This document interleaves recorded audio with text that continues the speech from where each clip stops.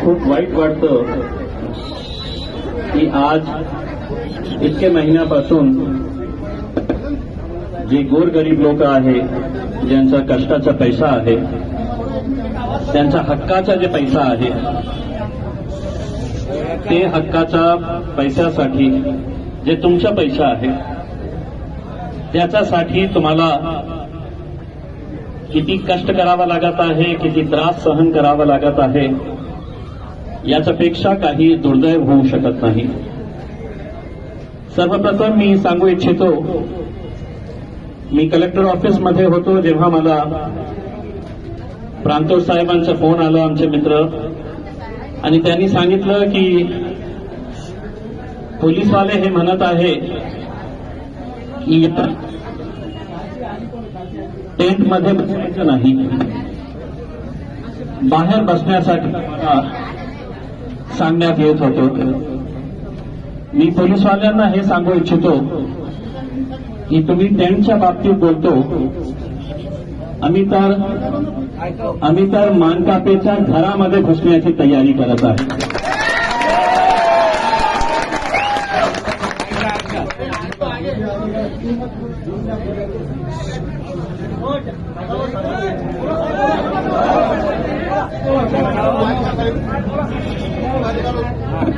काय आहे की मी मागच्या 9 वर्षापासून या शहराचा, या जिल्ह्याचा लोकप्रतिनिधी आहे आणि अनेक बँक्स आणि अनेक कॉपरेटिव्ह सोसायटीज, पतसंस्था याच्यामध्ये कशा प्रकारे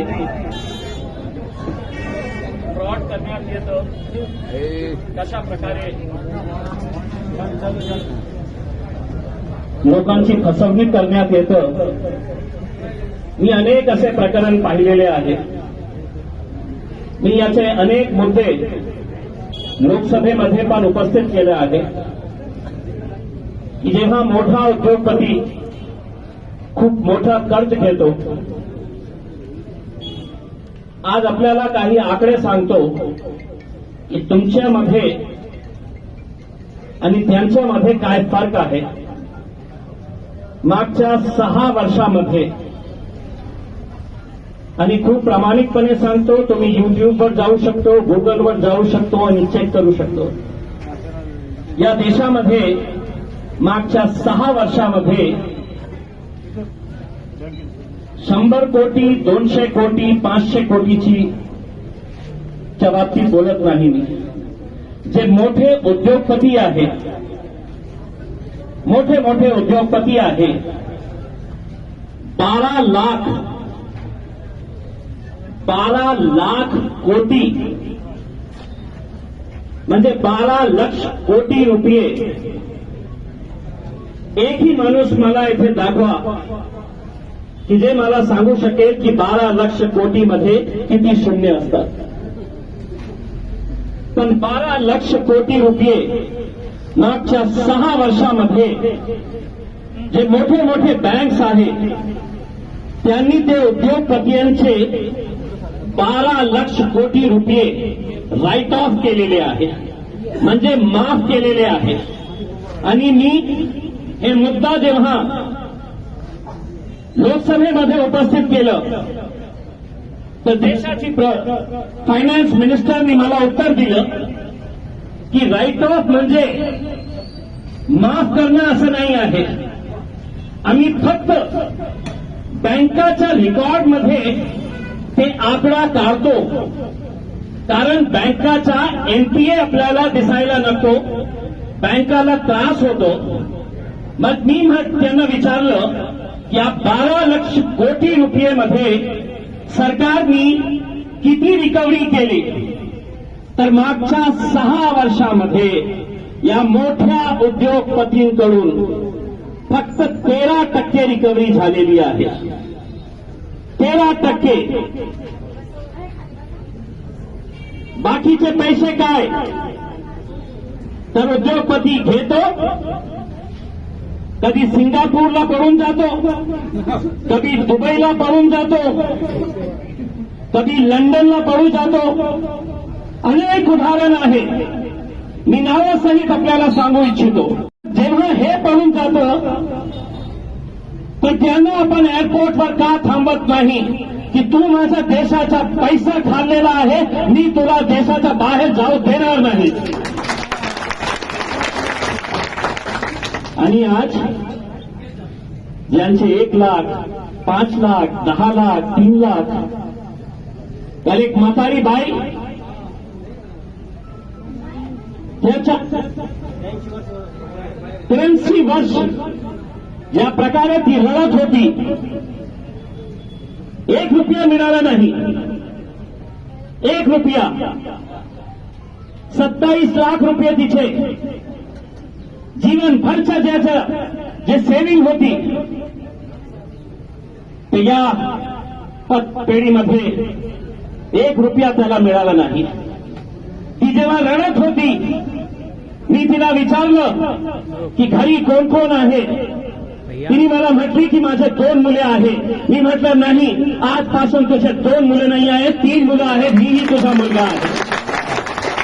आणि हे माझी जबाबदारी आहे की तुझा पैसा आपण बाहेर कसा काढू.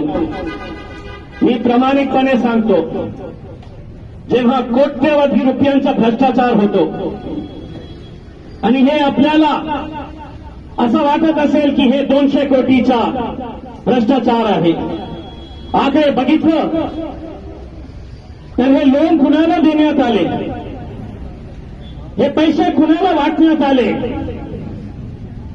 सर्व आपल्या घरचे नातेवाईकांना, घरच्या लोकांना, ज्यांची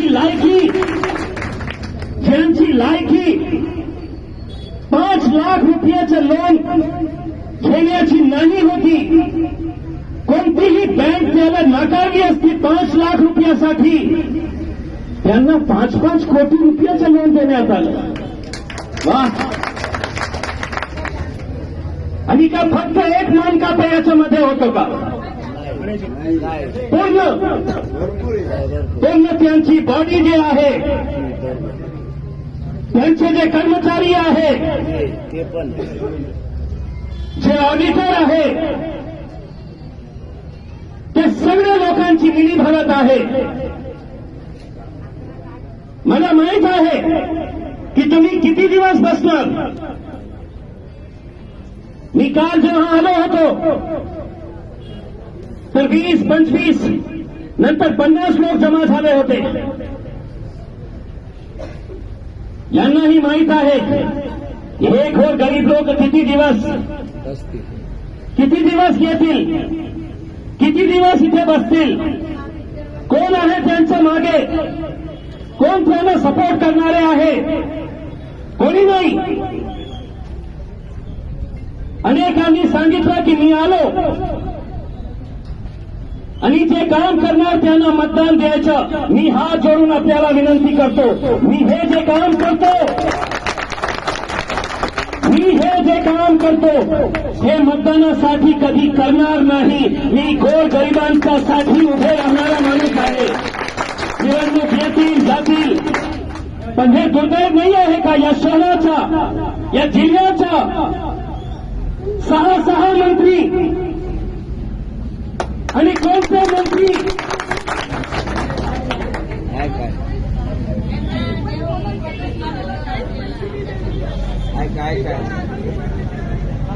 काय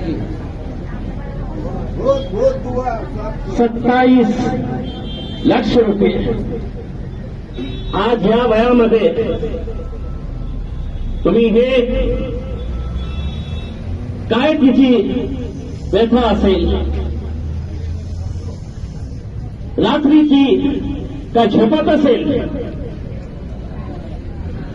कितने दिनों से ये सो रही होगी, सिर्फ रो रही होगी.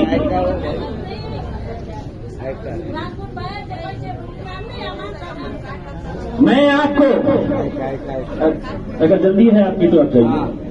अब मैं बता रहा हूं आपको, मैं आपको ये बताना चाह रहा हूं, ये लड़ाई अकेले अगर आप लड़ेंगे, अकेले अगर मैं आपका साथ दूंगा तो शायद हम हार जाएंगे. इस लड़ाई को हम सबको साथ में मिलकर लड़ना है। और जब मैं सबको साथ में मिलकर लड़ना कह रहा हूं, बैंक, कोऑपरेटिव सोसाइटीज किसके अंदर में आती है? ये हमारे शहर का, हमारे जिले का सौभाग्य है कि इस देश के जो बैंक के मंत्री हैं वो हमारे शहर से आते हैं। ते महाराष्ट्राचे सहकार मंत्री आहे, जे सहकार मंत्री आहे, ज्यांच्याकडे हे डिपार्टमेंट आहे, ते कुठले? या शहराचे आहे। पालक मंत्री तुमचे पालक नाही आहे।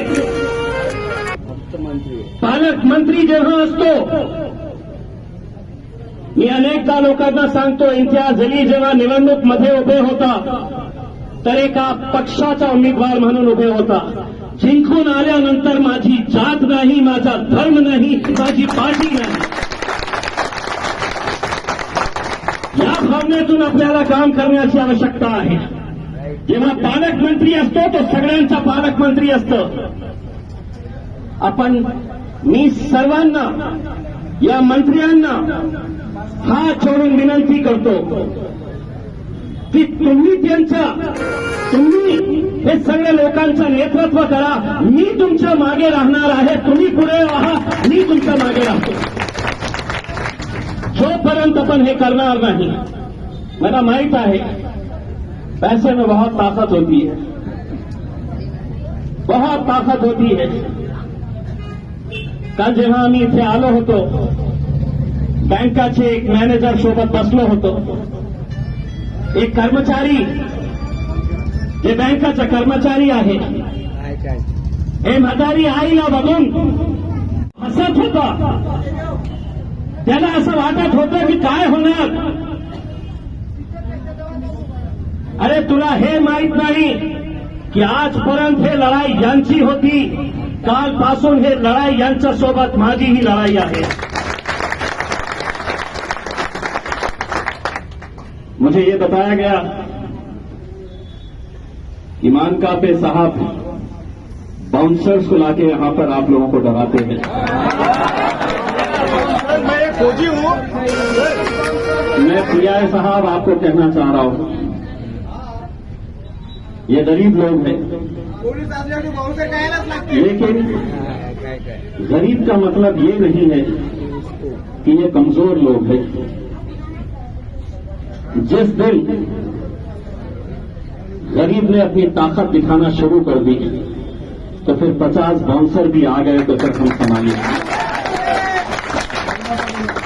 इसलिए ये सिर्फ यही के हद तक की बात नहीं है। अब आपको डीआरटी के अंदर, क्योंकि चारों तरफ से आपको प्रेशर डालना पड़ेगा। अगर पुलिस वाले ये कह रहे हैं कि पूरी की पूरी इनकी जो बॉडी थी, जो संचालक मंडल था, वो फरार हो गए,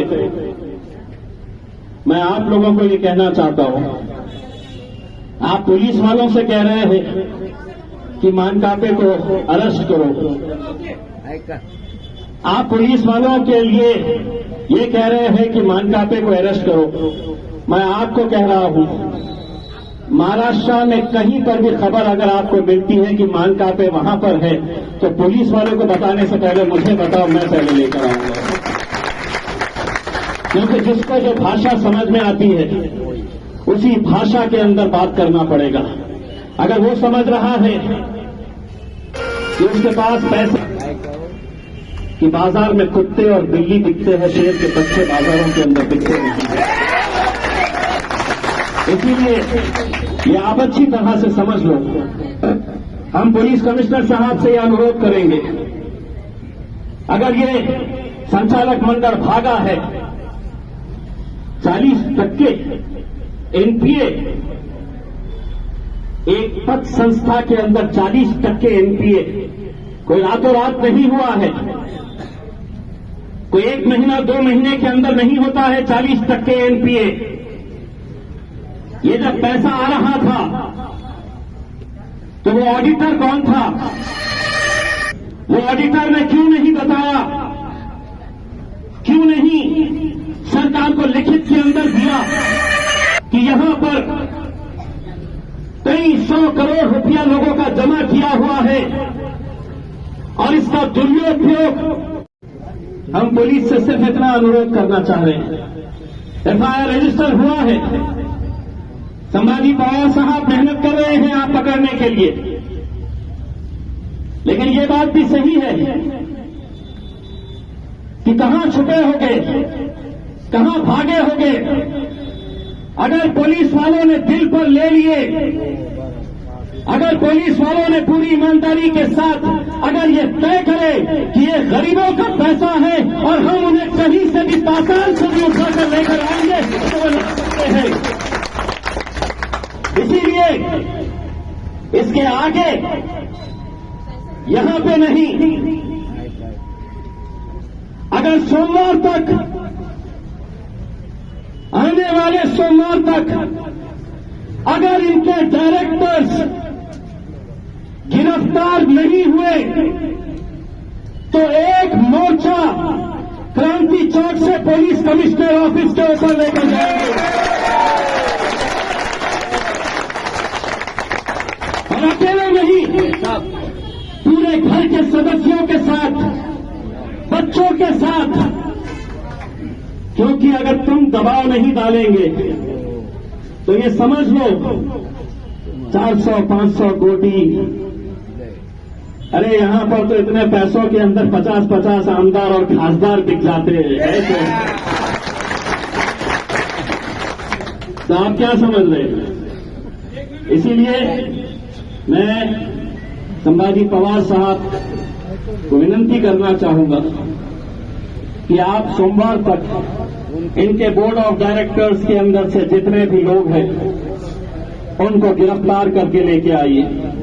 कल मुझे ये बताया गया कि कुछ कागजात पुलिस वालों को देखना है। आपका नीचे का जो पत्र संस्था का जो ऑफिस है, तो सुना पुलिस वालों को ये बोला गया कि हमारे पास चाबी नहीं है।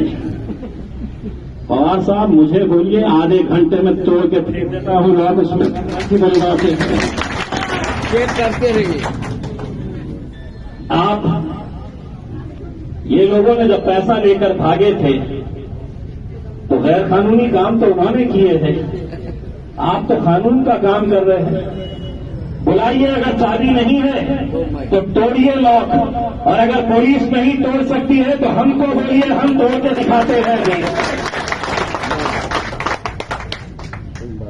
मित्रांनो, मला माहित आहे की हे काही सोपी लढाई नाही आहे।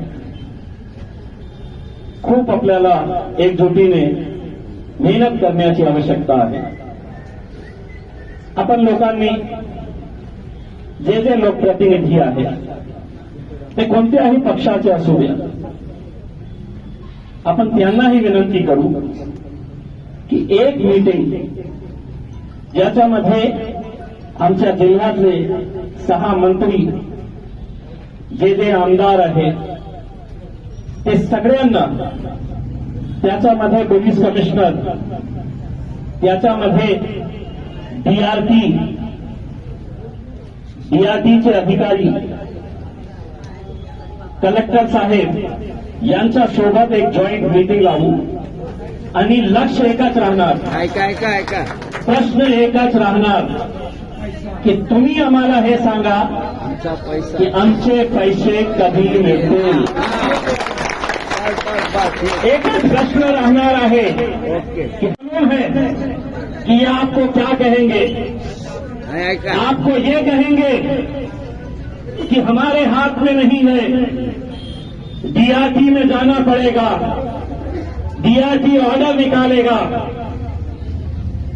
फिर इसकी हर्राजी के लिए कई महीनों लग जाते हैं, वो प्रोसेस कंप्लीट करने के लिए दूसरे उसमें लगते होंगे। इसके बाद अगर कोई दूसरी बैंक या दूसरी कोई पद संस्था अगर कोई बेईमानी करने का सोचे तो उन्हें ये याद रहना पड़ेगा कि या शहरात्री या जिल्हात्री जे जनतानी जसं काम केलं होतं ते काम आपल्याला करण्याची आवश्यकता पडणार आहे। अगर एक कहावत है, अगर घी सीधी उंगली से नहीं निकला, टेढ़ी करनी हो। सही बात है। भगवान के रूप में आए ताई, ये अच्छे डाकुओं को मैं हैंडल करना अच्छी तरह से जानता हूं। और अब यहां पे नहीं बैठेंगे। अब हम यहां से एक ऐका सोमवार के दिन सुबह 11 बजे हम क्रांति चौक से पुलिस कमिश्नर ऑफिस के ऊपर मोर्चा निकालेंगे। है तैयार तो हाथ ऊंचा कर।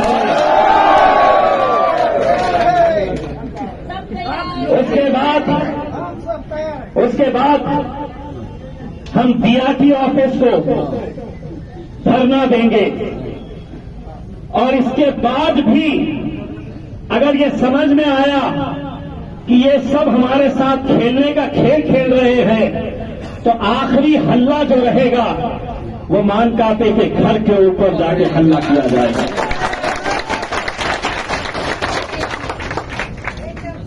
कोई बड़ी बात नहीं है। जब तक पैसा मिलेगा नहीं उसके आलीशान सोफे में और उसके आलीशान बेडरूम के अंदर मेरी आई को सुलाऊंगा मैं। ये करना पड़ेगा। तो मैं आप लोगों से सिर्फ इतना अनुरोध करना चाहता हूं, हो सकता है कि पुलिस वाले पूरी कोशिश कर रहे होंगे लेकिन हम भी उन्हें समय दे रहे थे। अगर पुलिस कमिश्नर अगर चाहे तो आधी टीम इकोनॉमिक ऑफेंसेस विंग की ईओडब्ल्यू की लगाए, क्राइम ब्रांच की टीम इसके पीछे लगा दे। यहां के सिड़कों की पुलिस पहले से ही इसके ऊपर काम कर रही है। इनको जब तक लाएंगे नहीं, जब तक ये पता चलेगा नहीं कि कितने 100 करोड़ रुपए की प्रॉपर्टी इन्होंने जमा किए हैं, वो प्रक्रिया को जल्द से जल्द करके जल्द से जल्द जितनी जल्द से जल्द कर सके उसका ऑक्शन करे, जो करना है करे। लेकिन हम एक टाइम मांगेंगे, उस टाइम के अंदर तक लोगों का पैसा मिलना चाहिए। यही हमारा लक्ष्य रहने वाला है। बस जाते जाते इतना कहूंगा, वो कहानी याद है आपको कि अगर छोटी छोटी लकड़ियों के टुकड़े अगर हम रहे, छोटी छोटी कमजोर लकड़ियां रहे तो कोई भी उन्हें तोड़ सकता है। लेकिन आदर्श घोटाले से जितने भी प्रभावित लोग हैं, अगर वो हाथ से हाथ बांधकर जोड़कर रखे तो दुनिया की कोई ताकत उन्हें कमजोर नहीं कर सकता है। मुझे कल रात में यह भी पता चला है कि आपके अंदर भी कुछ लोग हैं जो आपके साथ खेलना चाह रहे हैं। दो नाम तो मेरे पास भी आ गए हैं, उनको अच्छे तरीके से समझा रहा हूं। समझ जाओ, अगर तुम मानकाते की दलाली करने के लिए इस मूवमेंट को तोड़ने की कोशिश करेंगे तो हमसे बुरा कोई नहीं रहेगा। ये पैसा हमारे हक का है, हमारी मेहनत का है, हमारे कष्ट का है। आप लोगों को इसके लिए आने वाले कुछ दिनों तक पूरी ताकत लगाना है। जो आज नहीं आ सके हैं उन्हें कहना होगा कि सोमवार के दिन 11 बजे क्रांति चौक के ऊपर तुम्हें जमा होना होगा। कोई नौकरी कर रहा है तो एक दिन के लिए छुट्टी लेना होगा, कोई कारोबार कर रहा है तो एक दिन के लिए छुट्टी लेना होगा। लेकिन एक आखिरी लड़ाई और आखिरी लड़ाई कैसी होती है? उतने दिनों तक 100 सोनार की थी, अब 1 लोहार की रहेगी। बहुत बहुत धन्यवाद।